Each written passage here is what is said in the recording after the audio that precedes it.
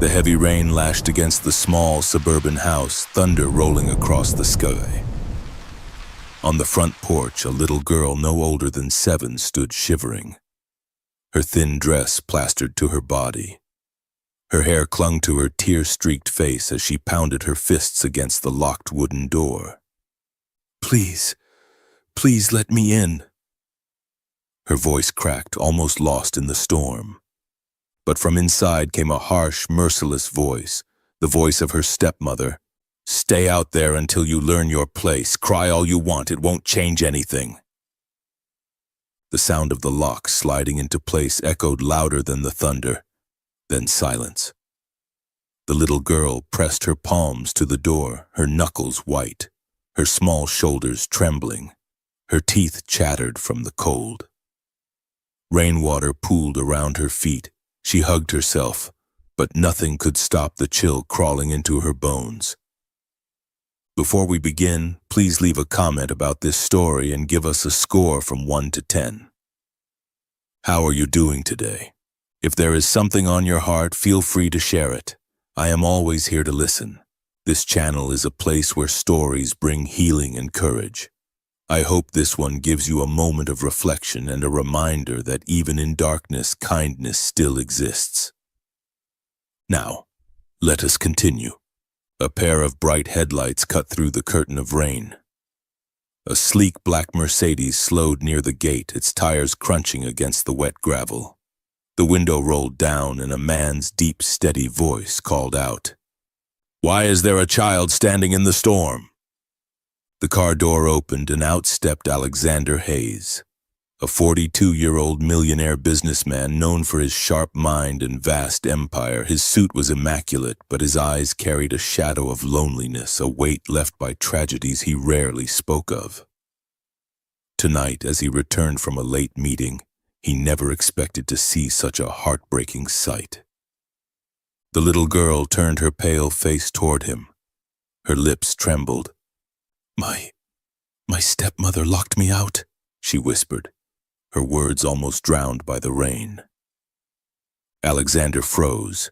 His jaw tightened as he looked at the door behind her, then back at the child's small frame shaking under the downpour. Memories flickered. Memories of his own childhood when he too had felt abandoned and unwanted. He drew in a sharp breath, forcing them aside. He stepped closer, kneeling so his eyes met hers. "You'll get sick if you stay here," he said gently. "Come with me, just for tonight. You'll be safe." The girl's wide eyes shimmered with both fear and fragile hope. She hugged herself tighter, hesitant. "What's your name?" Alexander asked softly. "Elise," she murmured. "Elise," he repeated, his voice carrying a promise. He shrugged off his coat and draped it around her small shoulders. The fabric swallowed her tiny frame, but warmth slowly returned to her body. Without another word, Alexander scooped her up into his arms. She clung to him instinctively, her cheek pressed against his chest as the rain battered down. As he carried her to his car, Elise glanced back once more at the dark house, its windows sealed, curtains drawn. Behind those walls was the woman who had locked her out, and the father who was far away on business, unaware of his daughter's silent suffering. Her throat ached, but no sound came, only tears mixed with the rain on her face. Alexander opened the car door, placing her gently on the leather seat. He turned the heater on, wrapped a towel around her, and whispered, "Don't worry, Elise, tonight you won't be alone."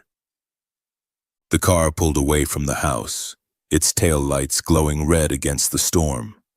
Inside, Elise clutched his coat tightly, her eyes heavy with exhaustion. Alexander kept his gaze on the road, but every so often he looked at her through the rearview mirror. Something in her fragile presence stirred feelings deep within him, feelings of responsibility, anger, and compassion all at once. Outside, the rain poured harder, but inside the car, a new journey had quietly begun. The black Mercedes glided through the rain-soaked streets. Inside, the heater hummed softly, filling the car with warmth. Elise sat curled in the passenger seat, Alexander's coat wrapped tightly around her. Drops of rain still clung to her lashes, but her sobs had quieted. Alexander kept glancing at her. Each time he looked, his chest tightened. Her little hands gripped the edge of the coat as if afraid it might be taken away. He recognized that kind of fear. It was not just the cold of the storm. It was the fear of being unwanted. "Elise," he said gently, "are you hungry?" She hesitated, then gave a small nod. Her voice was no louder than a whisper. "Yes." Alexander turned the wheel, heading toward the city. Soon they stopped at a small 24-hour diner. The neon sign flickered against the wet pavement. He opened her door, held his umbrella over her, and led her inside. The waitress looked up in surprise as the little girl entered, her clothes still damp, but she said nothing. Alexander ordered a bowl of warm soup, some bread, and hot milk. When the food arrived, Elise stared at it for a long moment before touching it. She lifted the spoon carefully, almost as though expecting someone to slap it away. Only when Alexander gave her a reassuring nod did she sip the soup. Warmth spread through her body and a faint sigh escaped her lips. Alexander watched silently, his hands folded. The sight of her eating, so cautiously, so quietly, made his throat ache. How many times had she eaten in fear? How long had she been suffering without anyone noticing? When she finally looked up, their eyes met. She whispered, "Thank you.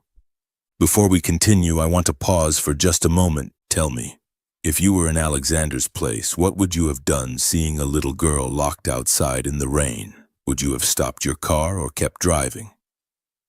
Please leave your thoughts in the comments and give this story a score from 1 to 10. Sharing your feelings helps us all reflect on courage and kindness. Now, back to the story. After the meal, Alexander paid the bill and guided Elise back to the car. The storm had eased a little, but puddles still glistened under the streetlights. He drove her to his own mansion on the outskirts of the city, a grand estate with tall iron gates and lights glowing warmly inside. Elise's eyes widened as they entered the driveway. She had never seen such a place before. The car stopped and Alexander led her inside. The marble floors and high ceilings seemed endless compared to the small, cold house she had come from. One of the housekeepers, Mrs. Taylor, hurried forward, her expression full of concern when she saw the drenched child. "Sir, who is this?" she asked softly. Alexander answered firmly, "This is Elise. She will be staying here tonight. Prepare a warm bath and some clean clothes for her." Mrs. Taylor nodded at once and gently guided Elise away. The little girl looked back at Alexander as she followed, her eyes filled with both fear and fragile trust. He gave her a small nod, silently promising she was safe. When Elise returned later, wrapped in soft pajamas and smelling of soap, Alexander was waiting in the sitting room with a cup of warm milk. He beckoned her over. She sat hesitantly on the edge of the sofa, her hands folded tightly. "Elise," he began, his voice steady but kind, "can you tell me why your stepmother locked you outside?" The girl lowered her head. Her small fingers twisted the hem of her sleeve. For a moment she said nothing.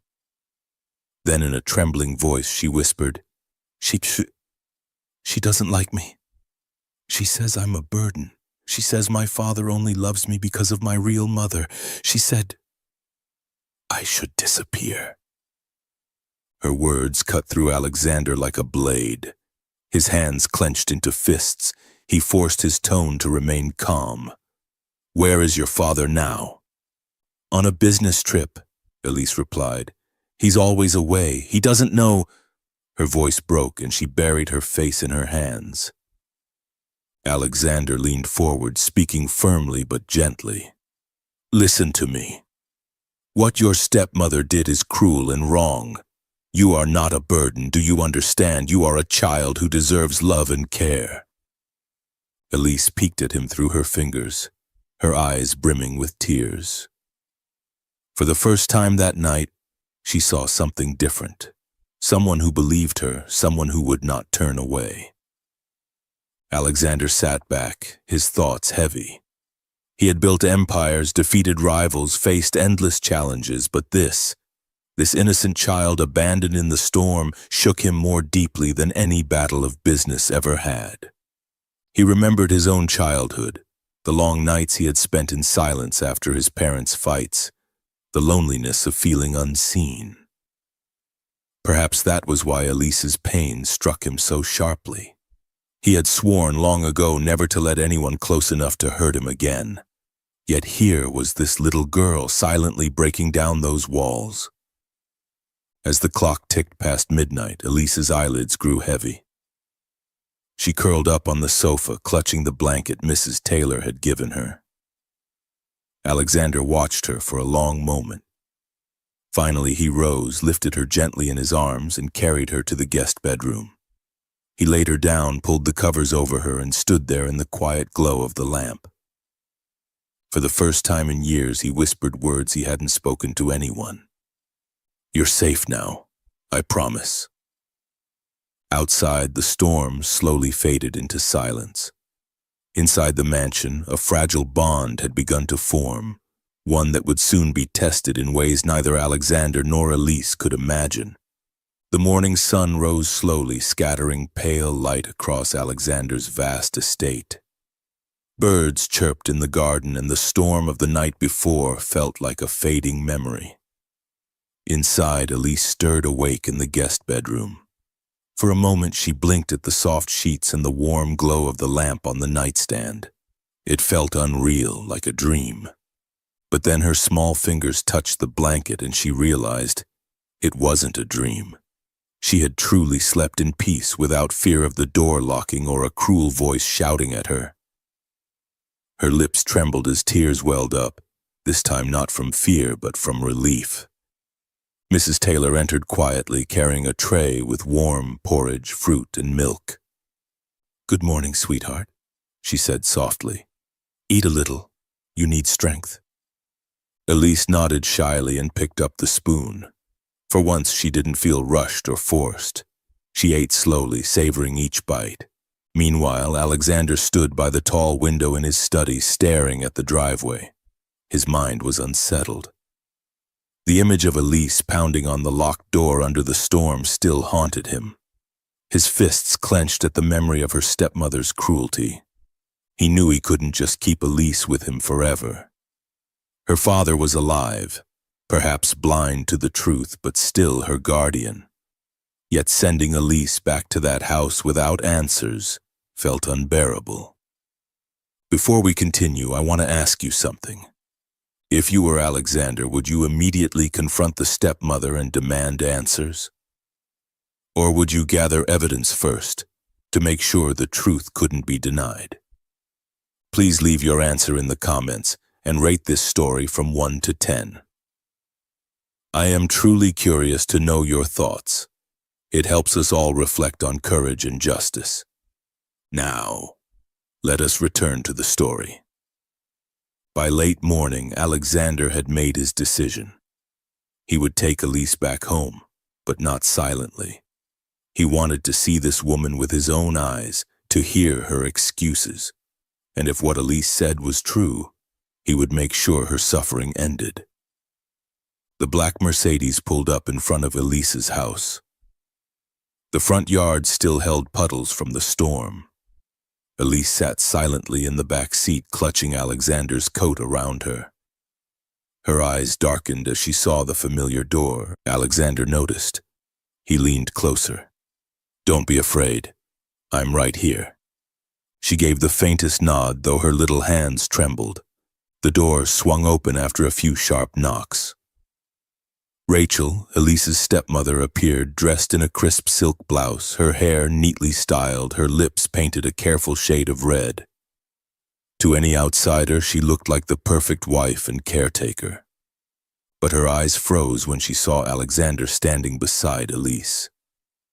For a split second, panic flickered across her face. Then, as if a mask had been placed instantly, she smiled sweetly. "Oh my goodness," she exclaimed in a sugary tone. "Elise, where have you been? I was so worried." She reached forward as if to pull the girl inside. Elise flinched, stepping back. Her eyes darted toward Alexander. Alexander's gaze hardened. His voice was deep, steady, carrying quiet authority.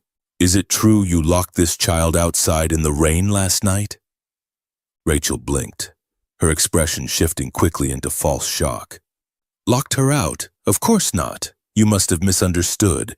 She was being stubborn about eating dinner. I told her she couldn't leave the porch until she finished, but I never meant for her to stay outside that long. Perhaps she exaggerated." Elise's lips parted, but no words came. Her small hands tightened around Alexander's sleeve. Alexander stepped forward, his tall frame towering over Rachel. "A 7-year-old child, standing alone in the storm, is that your idea of discipline?" His voice sharpened, anger simmering beneath his calm exterior. Rachel's eyes darted nervously, then she gave a soft laugh, trying to regain control. "You don't understand. Children can be difficult. Sometimes you must be strict for their own good. Elise is sensitive. She imagines things." Elise's eyes brimmed with tears.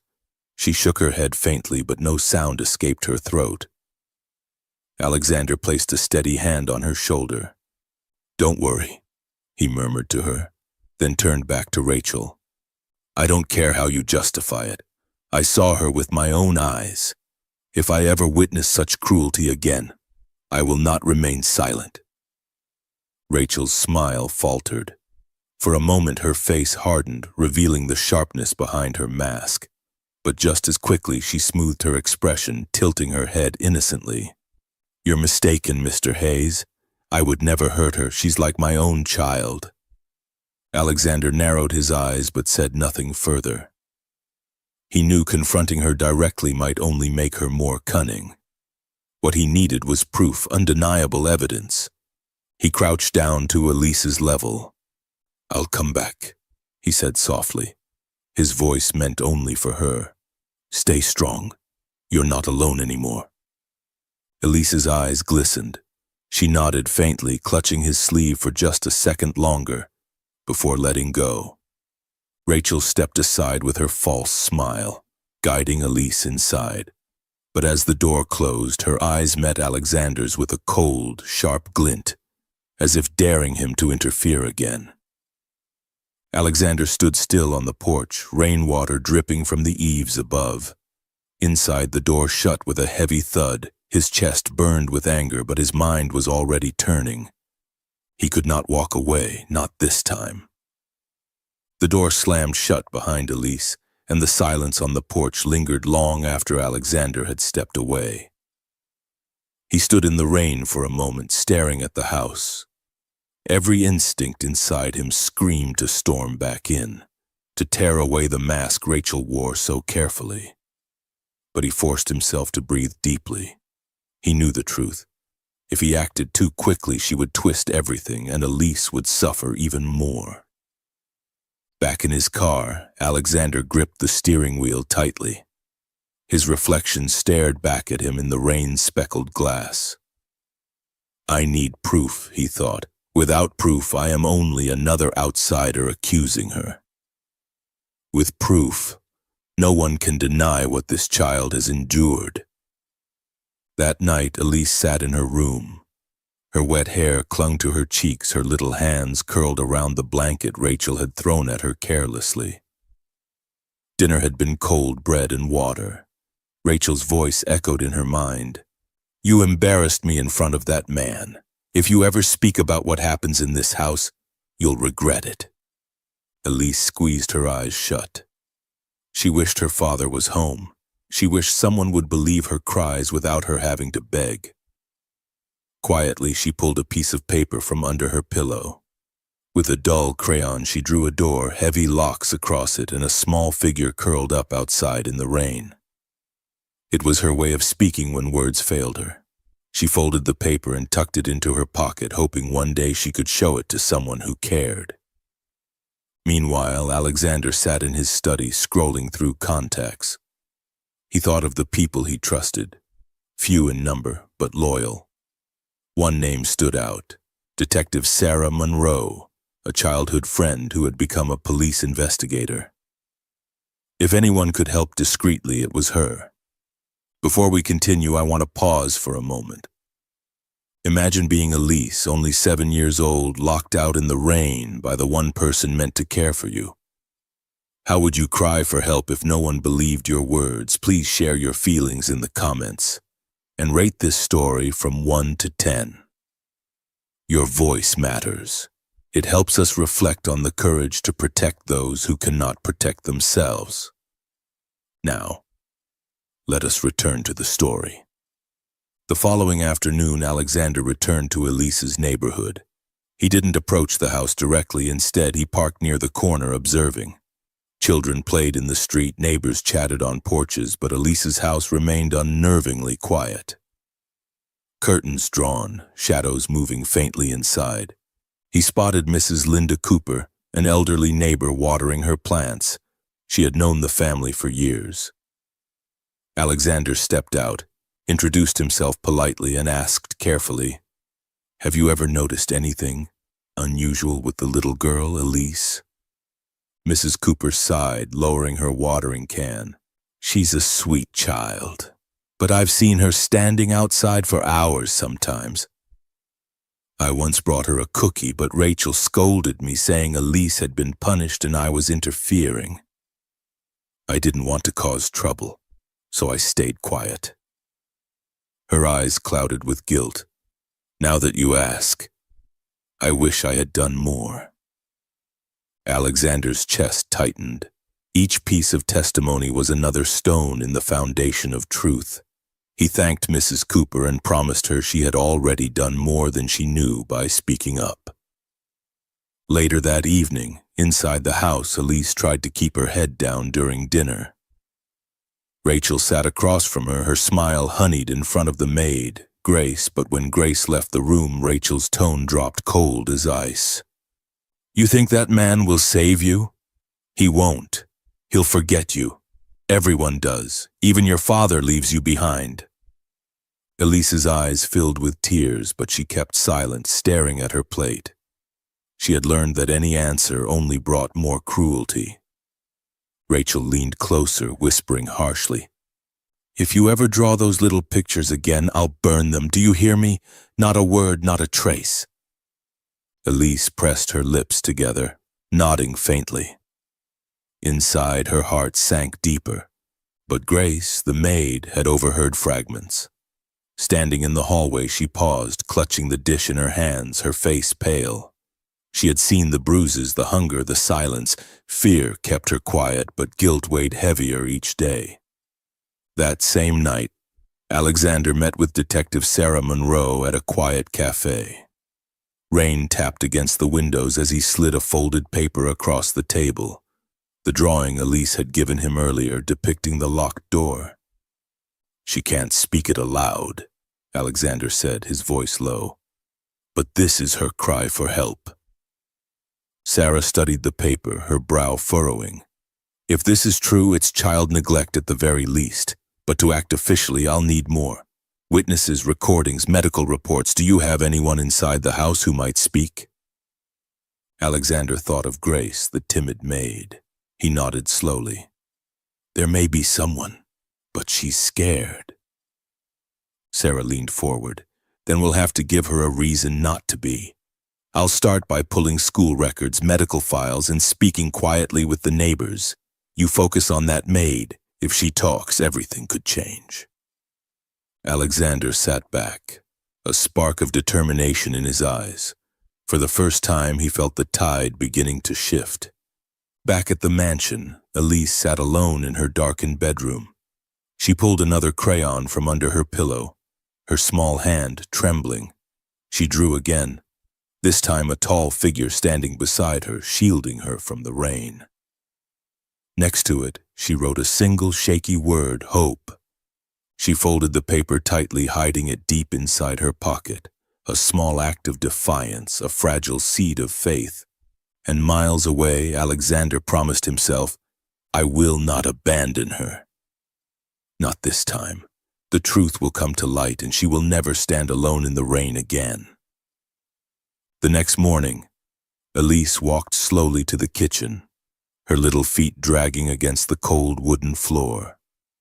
Dark circles shadowed her eyes. She had barely slept.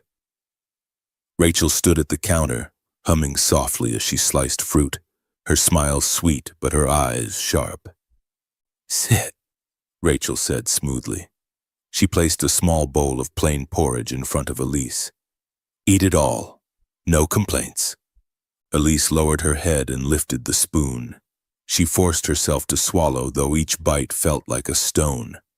When she paused for breath, Rachel leaned closer, her tone turning icy. "If you leave even one bite, you'll spend the night outside again. Do you understand?" Elise nodded quickly, tears pricking her eyes. She didn't dare speak. Grace, the maid, stood by the sink, her hands trembling as she washed dishes.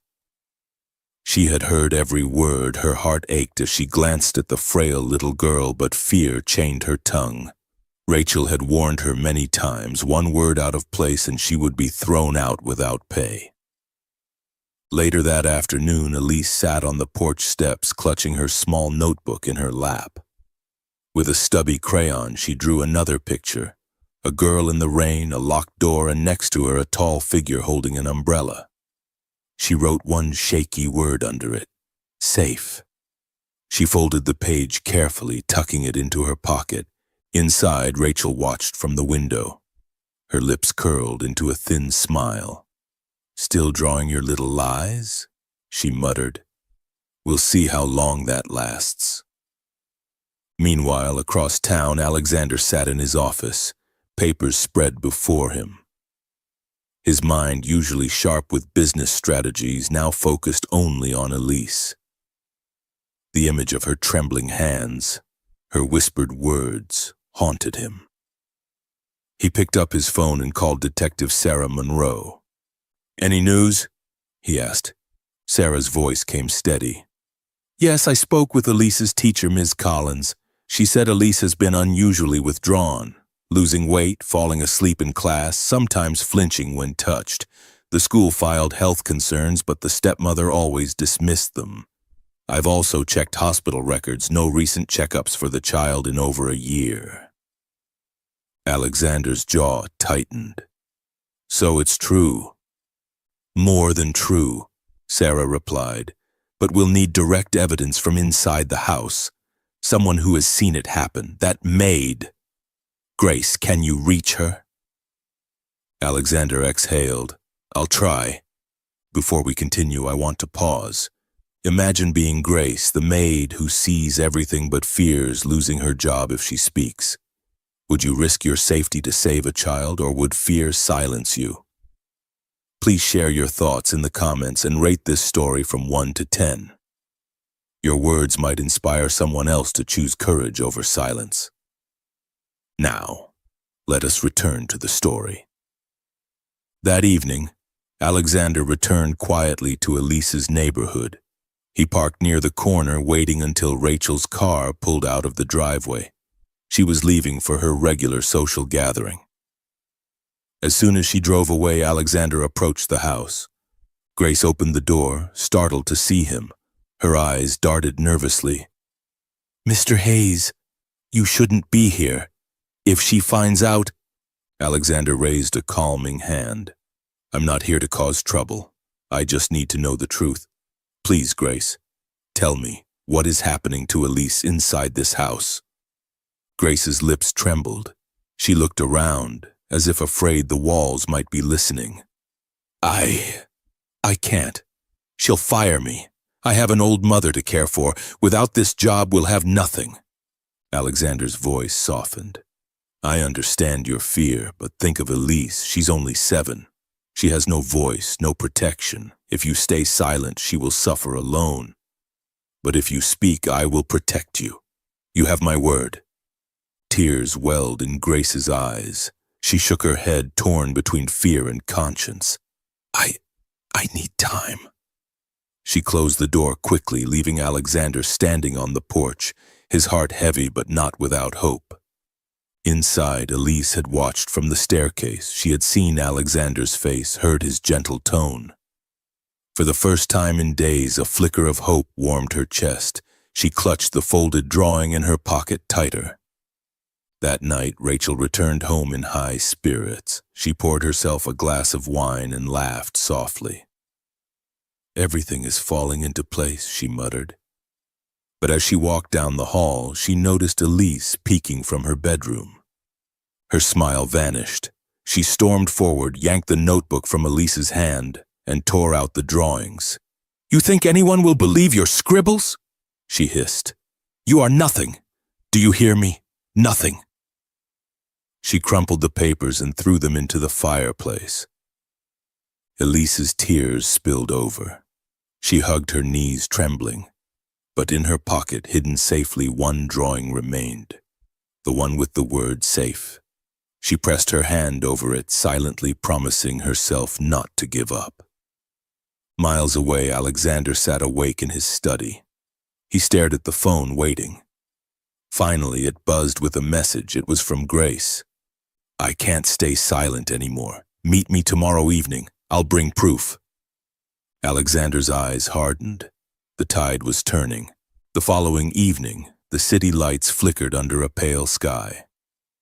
Alexander sat in his black Mercedes, parked discreetly near a quiet cafe on the edge of town. He checked his watch, his jaw tense. Grace had sent him a message. "Meet me here.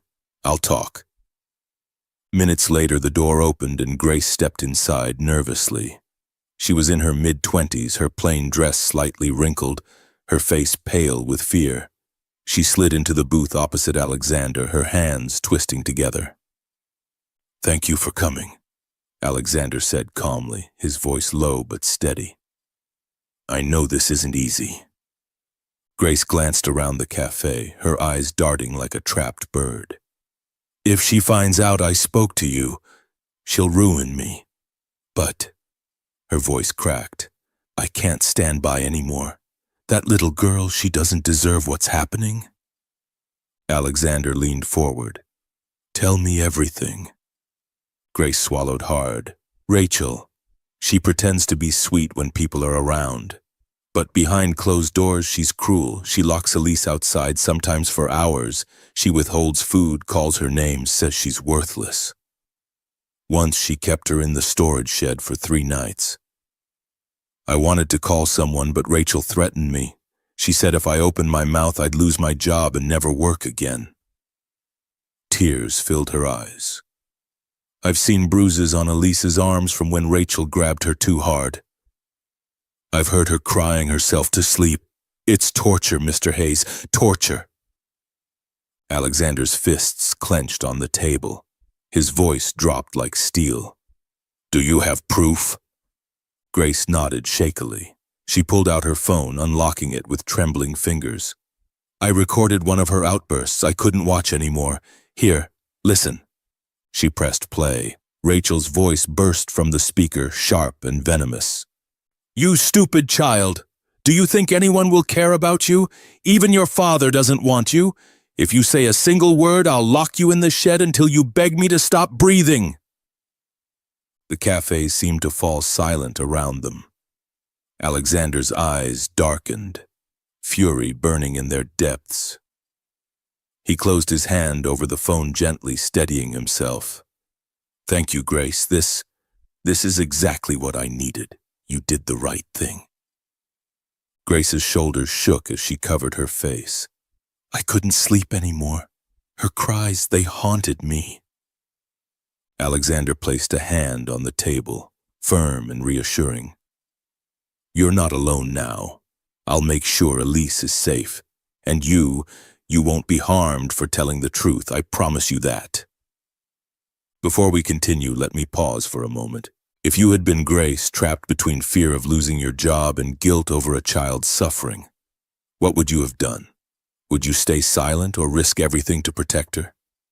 Please share your thoughts in the comments and rate this story from 1 to 10.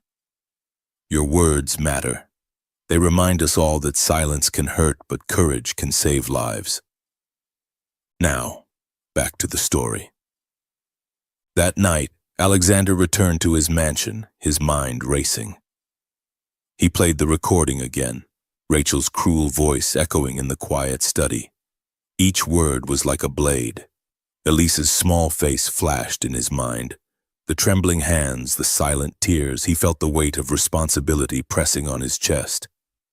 He called Detective Sarah Monroe. "I have it," he said firmly. "An audio recording, Rachel's voice threatening Elise." Sarah's voice sharpened. "That's powerful evidence. Combine it with the teacher's reports and the neighbor's testimony, and we have enough to request an emergency investigation." "Do it," Alexander replied. His tone carried no hesitation. "This ends now." Meanwhile, inside the house, Elise sat quietly in her room. Her stepmother had scolded her again at dinner, accusing her of eating too slowly. Her stomach twisted with hunger, but fear locked her voice. She curled under the thin blanket, clutching the small drawing she had hidden from Rachel. The one with the words "safe." For the first time, she let herself imagine what it would feel like to live in a house without fear. A place where doors were not locked to punish, but closed gently to protect. She whispered softly, almost as if in prayer, "Please, someone save me." 2 days later, Alexander returned to Elise's house, but this time he was not alone. Detective Sarah stood beside him, badge gleaming under the gray sky. Rachel opened the door, her smile practiced and sweet. "Mr. Hayes," she greeted smoothly, her eyes flickering to the detective. "And who might this be?" Sarah's expression was professional, her tone cool. "Detective Monroe, Child Protection Division. We've received reports of potential neglect and abuse in this household. We'll need to speak with both you and Elise." Rachel's smile faltered for a fraction of a second before returning. "Neglect? Abuse? That's absurd. Elise is just sensitive. You know how children are." Alexander's eyes burned into hers. "Save your lies. We have proof." Sarah held up a small recorder. "An audio file captured inside this very house. Your voice, Mrs. Reynolds, threatening a child." Rachel's face drained of color. Her lips parted, but no words came. Elise peeked from behind the hallway, her eyes wide as she saw Alexander standing there, strong and unyielding. For the first time in weeks, hope lit her gaze. Rachel's mask cracked. Her voice rose sharply. "She's lying. That maid, Grace, she betrayed me. None of this is true." Sarah stepped forward. "The more you deny, the deeper you sink. We'll be conducting a full investigation. Until then, Elise will not be left alone in your care." Elise's small body trembled, but she took a tiny step forward, her hand reaching out toward Alexander. He knelt, opening his arms, and she rushed into them, burying her face in his chest. His coat wrapped around her once more, shielding her from the storm inside the house. Rachel's furious voice rang behind them, but Alexander didn't look back. He carried Elise out the door, his steps steady, his resolve unshakable. For the first time, Elise felt the weight of the locked doors lifting away. The news of the investigation spread quickly. Within days, Child Protection Services had filed an emergency petition, and the family court scheduled a hearing. The courthouse was a tall, imposing building of stone, its hallways echoing with footsteps and murmurs. Alexander arrived early, dressed in a dark suit. Beside him walked Detective Sarah Monroe, her face calm and professional. And holding his hand, with her small fingers trembling but steady, was Elise. She wore a simple blue dress, her hair neatly tied back. Her eyes darted nervously at the crowd of strangers, but whenever she looked up at Alexander, his steady gaze reminded her she was not alone anymore. Inside the courtroom, Rachel was already seated. Her appearance was flawless as ever, silk blouse, polished heels, lips painted a careful shade of red. But her eyes flickered with unease when she saw Alexander leading Elise inside. Next to her sat Victor Hale, a sharp-tongued attorney with cold eyes. The judge, a woman in her 50s with a composed expression, entered and called the court to order. We are here to determine the welfare of the child, Elise Carter, in light of allegations of neglect and abuse. Both sides will present evidence. Victor rose first, his voice smooth. Your Honor, my client is a devoted stepmother. These allegations are exaggerated misunderstandings, fueled by outsiders interfering with family matters. The child is simply shy and sensitive. My client has provided care, food, and shelter. The real harm is being caused by false accusations. Rachel nodded, her expression one of practiced sorrow. But when Detective Sarah stepped forward, her voice carried the weight of truth. Your Honor, we have audio evidence recorded inside the household. She pressed a button on the recorder. Rachel's voice burst through the speakers, cruel and sharp. You stupid child! No one will care about you. Even your father doesn't want you. If you say a word, I'll lock you in the shed until you beg me to stop breathing. The courtroom fell into stunned silence. Rachel's face drained of color. She shifted in her seat, her lips parting but no words forming. The judge's brows furrowed. This is your voice, Mrs. Reynolds? Rachel stammered. I was upset. She was misbehaving. It was just frustration. Frustration does not justify threats of confinement. The judge cut her off firmly. Next, Ms. Collins, Elise's teacher, testified. She described the child's weight loss, her exhaustion in class, and the reports she had filed. Then Mrs. Cooper, the neighbor, spoke about seeing Elise left outside for hours. Finally, Grace, the maid, entered the stand. Her hands shook, but her voice carried conviction.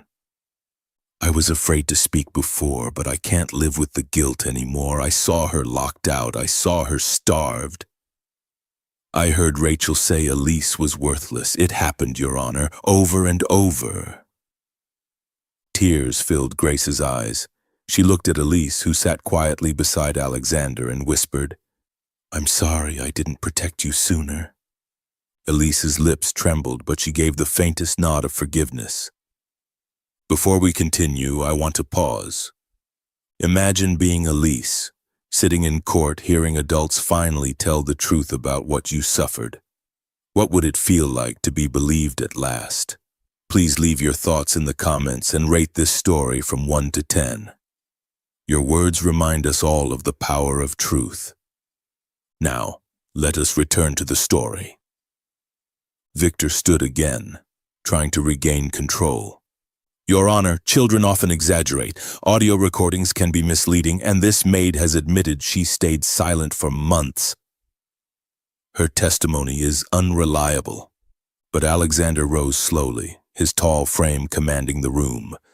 His voice was calm, but every word struck with force. Your Honor, this is not exaggeration. I found Elise standing outside in a storm, locked out by the very woman claiming to protect her. I carried her, soaked and freezing, into safety. I looked into her eyes and I saw a child who had been silenced for too long. She may not have shouted her pain aloud, but she drew it. She showed me with her hands, with her tears, and today she deserves to be heard. He turned, kneeling beside Elise. Sweetheart, would you like to share something? The courtroom held its breath. Elise hesitated, her small hands trembling. Alexander slid a piece of paper and a pencil toward her. She bent over, carefully writing in uneven letters. She handed the note to the clerk, who passed it to the judge. The judge read aloud, I was locked out, I was hungry, I was scared, but now I feel safe with him. A hush fell over the room. Rachel shot to her feet, her face twisted with panic. She's lying. She's been manipulated. This is all a trick. But her voice cracked under the weight of the evidence. The audio, the witnesses, the child's own trembling words. The judge struck the gavel. Order in the court. Her gaze was sharp as she turned to Rachel. These are not misunderstandings. This is a pattern of abuse. You will answer for your actions. Rachel's mask slipped entirely. Her face hardened, her voice rising into a scream. "You'll regret this, all of you. Without me, none of this family will stand." Court officers moved closer as her voice echoed against the stone walls. Alexander wrapped an arm protectively around Elise. She leaned against him, her small body trembling. But for the first time, she didn't look away. The hearing was not over yet, but the tide had shifted. The truth was no longer hidden in whispers or drawings. It stood exposed, undeniable, in the light of justice. The courtroom buzzed with whispers after Rachel's outburst. The judge struck the gavel sharply. "Order! This hearing is not finished. We will continue with the presentation of evidence." Victor, Rachel's attorney, leaned close to her, whispering urgently. But Rachel's face was pale, her lips trembling. She tried to compose herself, smoothing her hair, forcing a smile that looked more like a mask cracking at the edges. "Your Honor," Victor began again, "my client is under great stress due to her pregnancy. Emotional outbursts should not be mistaken as proof of abuse. In fact, we have medical records confirming her condition. She is not only a caretaker but also an expectant mother who must be protected." He handed a folder to the clerk. Inside were documents stamped with a bright red seal. Prenatal certificates, doctor's notes, all apparently confirming Rachel's pregnancy. Rachel placed a hand on her stomach, her voice soft and trembling. "Please, I may have made mistakes, but I only wanted to raise this child in a healthy family. I am carrying life inside me. I would never harm Elise. You must believe me." The courtroom murmured with mixed emotions. Some faces softened, others frowned in doubt. But Detective Sarah Monroe stepped forward, her eyes steady. "Your Honor, my team has already verified these documents. The seal was copied from a legitimate hospital file, but the content is fabricated. The hospital has confirmed that no pregnancy record exists for Rachel Reynolds. These are falsified medical documents." Gasps filled the room. Rachel's face turned crimson, her composure shattering. The judge's eyes narrowed. "Are you saying the defendant presented forged records to this court?" Sarah placed another folder on the evidence table. "Yes, and we have bank transfer receipts, payments from Rachel Reynolds to an intermediary connected with Dr. Collins, the so-called physician who signed these notes. It is a clear attempt to manipulate the court and secure custody of assets." Rachel's eyes widened. "No, that's not true, But her voice faltered when the judge lifted the folder, scanning the evidence with a cold gaze. "Before we continue, let me pause. If you were sitting in this courtroom, watching Rachel's lies unravel one by one, what would you feel? Relief, anger, or pity? Please share your emotions in the comments and rate this story from 1 to 10. Your reflections help us all think about truth and justice. Now, let us return to the story." Victor rose again, desperation creeping into his polished tone. "Your Honor, even if there was a misunderstanding with the medical documents, it does not erase the fact that Rachel has cared for Elise since her mother's death. She has been the primary woman in her life." But Alexander stood, his voice firm and resonant. "Cared for her. I found Elise standing in the rain, locked out of her own home. I heard her say with her trembling hands and drawings that she was afraid, hungry, and alone. This woman did not care for her. She broke her spirit, and now she lies to this court inventing a pregnancy, forging records, bribing officials. Tell me, is that the behavior of a caretaker or of someone desperate to seize control?" The judge regarded Alexander with a steady gaze, then turned back to Victor. "Do you have any response to the evidence of falsified documents and bribery?" Victor's lips pressed tightly. He shuffled his papers, but no answer came.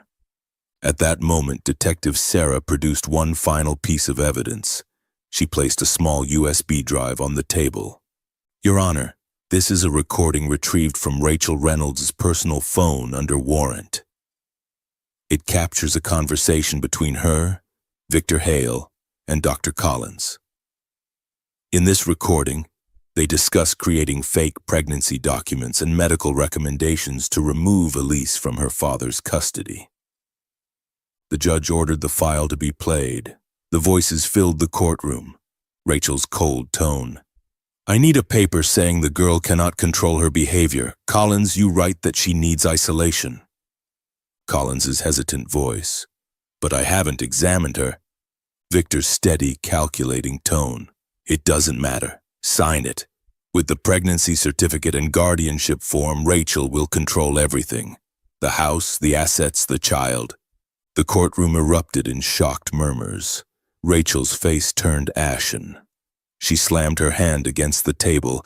That recording, it's fake. You're all against me. The judge's voice cut sharply. Enough. Sit down. Rachel sank back into her chair, her hands shaking. For the first time, her mask had fully crumbled. Her eyes darted wildly, no longer the confident woman who once manipulated everyone around her. Elise, sitting beside Alexander, held onto his hand tightly. Her small lips trembled, but she whispered, Daddy, safe. Alexander looked down at her, his eyes softening. Yes, sweetheart, safe. The judge leaned back in her chair, her decision weighing heavy in the silence. This court recognizes clear evidence of abuse, neglect, and fraudulent documents.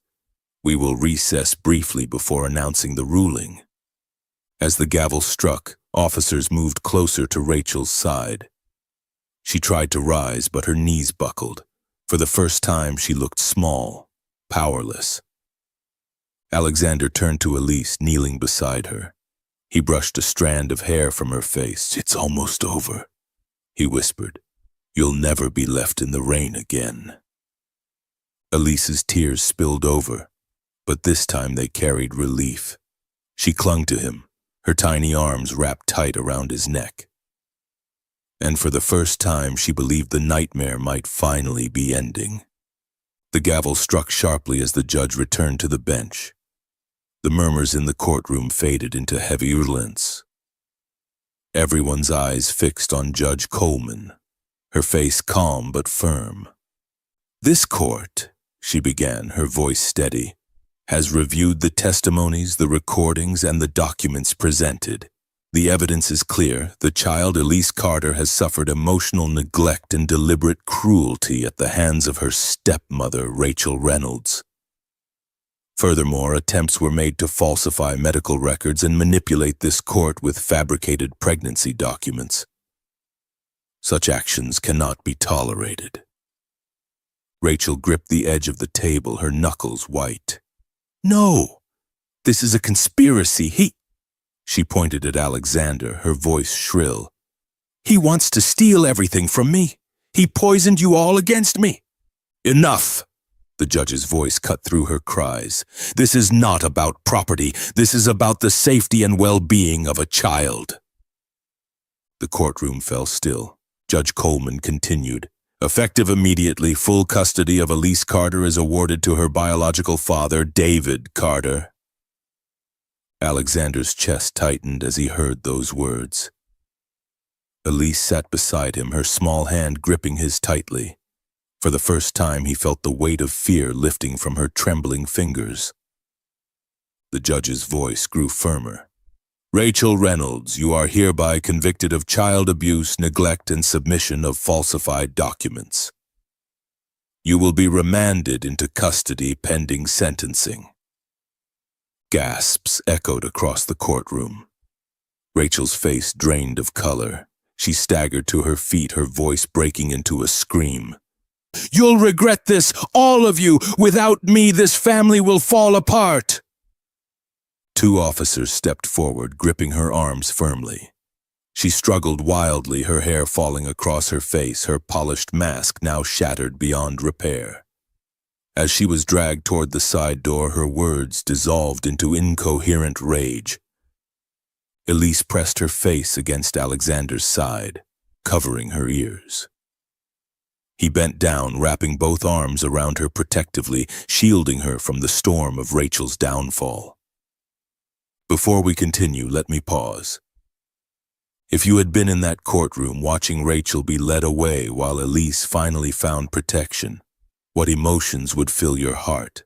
Relief, justice, or sorrow that it took so long? Please share your thoughts in the comments and rate this story from 1 to 10.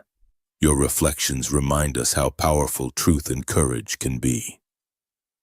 Now, back to the story. The judge struck the gavel once more. This court is adjourned. The tension broke like a wave. Grace, the maid, wept quietly in the back row. Relief washing over her tired face, Mrs. Cooper, the elderly neighbor, dabbed her eyes with a handkerchief. Elise's teacher, Ms. Collins, gave a small nod of triumph. Her reports had not been in vain. Detective Sarah Monroe walked over, her expression softening as she bent down to Elise's level. "You're safe now," she said gently.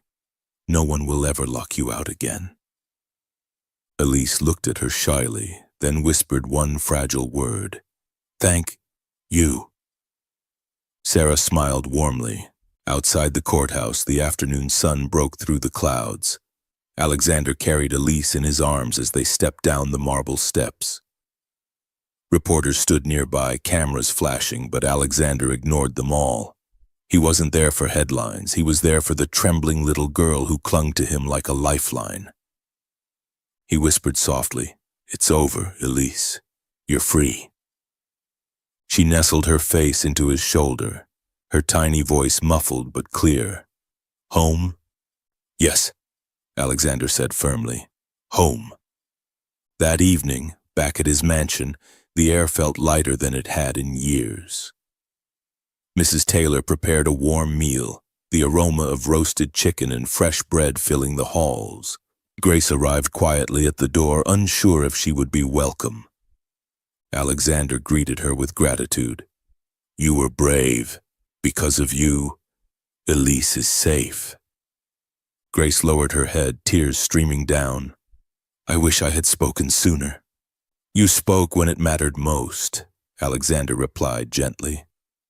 Elise walked over timidly, holding her notebook. She opened it to a fresh page and drew a small house with a red roof. A tall figure beside a little girl under an umbrella. At the bottom, she wrote one shaky word in big letters: family. Alexander knelt beside her. His eyes stinging with unshed tears, he touched the drawing softly. "Yes," he whispered, "that's exactly what we are now."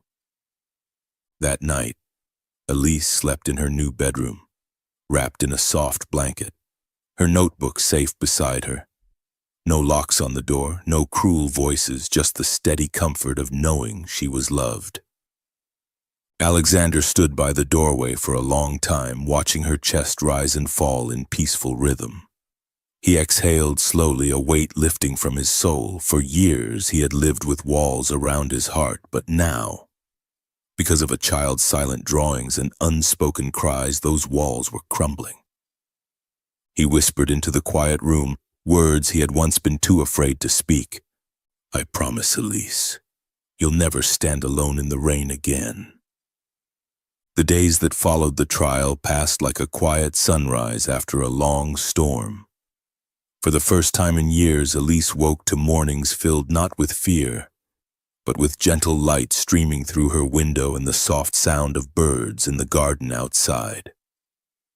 In the Carter mansion, laughter began to echo through halls once silent. Mrs. Taylor would hum softly in the kitchen while preparing breakfast.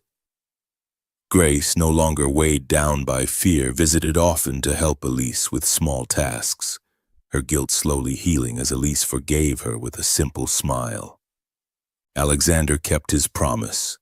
He was present every day. He drove Elise to school, waited outside therapy sessions, and sat beside her each evening at dinner. The once distant, lonely man had found a purpose greater than wealth or business. He had found his reason to live in the quiet strength of a child's trust. One afternoon, Alexander took Elise to see Dr. Leah Simmons, a gentle speech therapist with kind eyes. The room was warm, filled with bright toys and colorful posters. Dr. Simmons spoke softly, teaching them simple signs and encouraging Elise to express her thoughts without fear. Elise hesitated at first, but when she saw Alexander learning alongside her, clumsy but determined, she began to giggle. It was a sound so rare, so precious, that Alexander froze for a moment, stunned. He laughed with her, a laugh full of relief, as though learning how to breathe again. Each day, Elise grew stronger. She started drawing not only storms and locked doors, but gardens, sunshine, and houses filled with warmth. In one drawing, she sketched Alexander kneeling beside her, holding her small hand. At the bottom, she wrote in uneven letters, "Safe with Dad." When Alexander saw it, his throat tightened. He framed the drawing and hung it in the dining room, a daily reminder of the bond that had saved them both. Before we continue, let me pause.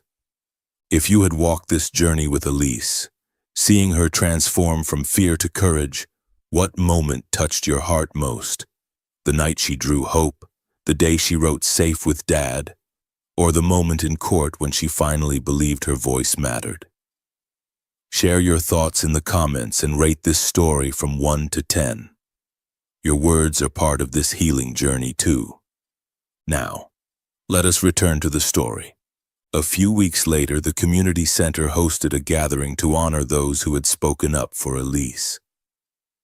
Detective Sarah Monroe was recognized for her persistence. Mrs. Cooper, the neighbor, shared how she wished she had acted sooner, but was glad she found her voice in time. Grace stood trembling at the microphone, but when she spoke, her words carried the courage she once thought she lacked. "I stayed silent too long," she said, tears glistening. "But silence protects the wrong people. Today I choose to speak, and I hope no child is ever left alone again." The room broke into warm applause, not loud, not boastful, but steady and healing. Elise walked forward, holding Alexander's hand. Together they unwrapped a drawing she had made. A house with bright windows, a tall man standing with a little girl beneath a glowing sun. At the bottom, in bold, uneven letters, was one word: home. The audience fell silent, some wiping tears. Alexander knelt beside her, his hand resting on the drawing. He whispered softly, "Yes, sweetheart, home." From that day on, the mansion no longer felt like a fortress of loneliness. It became a place of belonging. Meals were shared at the same table, doors stayed open, and Elise's laughter slowly filled the air that once held only silence. Alexander often found himself watching her, her small hands tracing letters, her eyes lighting up when she succeeded in signing a new phrase. Each moment reminded him that healing was not in grand gestures, but in the quiet, steady presence of love. One evening, as the sun dipped low, Elise tugged on his sleeve. She signed carefully, slowly, "I love you." Alexander's breath caught. He knelt, his eyes glistening, and signed back clumsily but with all his heart. "I love you too." Elise's smile bloomed, brighter than any sunrise. She threw her arms around his neck, holding on tightly. In that embrace, Alexander felt not only her healing, but his own. The story does not end with a courtroom verdict or the downfall of cruelty. It ends in the quiet glow of a lamp in a child's room, in the simple act of a father tucking in his daughter, in the whispered promise that tomorrow will be brighter. And perhaps, dear listener, that is the lesson we carry, that the wicked may wear masks, but truth will strip them away, that silence can wound, but courage can heal, that family is not measured in wealth or walls, but in the safety of knowing you will never be left outside in the rain. So I ask you now, which moment touched you most? Have you ever faced a choice between silence and truth? Please share your thoughts in the comments. If this story brought you warmth, I invite you to like, subscribe, and share it with someone who needs hope today. Because kindness multiplies only when it is shared, and light grows brighter when we kindle it together. Are you doing okay? Have you eaten well today? Remember, you deserve care and rest, just as Elise did. Take a moment for yourself because healing begins with small acts of love.